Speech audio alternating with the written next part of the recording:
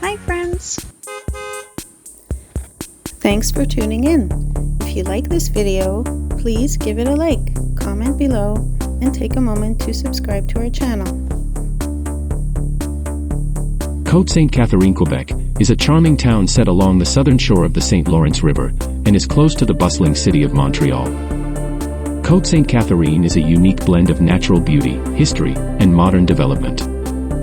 Its waterfront views are stunning, especially around the Côte Sainte-Catherine Lock, part of the St. Lawrence Seaway. The Seaway, built in the 1950s, includes this lock, which lifts ships from Montreal up to Lake St. Louis, bypassing the Lachine Rapids. This engineering marvel not only connects communities along the river, but also makes it possible for large ships to travel from the Atlantic all the way to the Great Lakes. Historically, Côte Sainte-Catherine was settled by Europeans in the 17th century. It has grown slowly, maintaining its small-town charm and historic roots. Today, the town is known for its scenic parks and trails along the riverbank.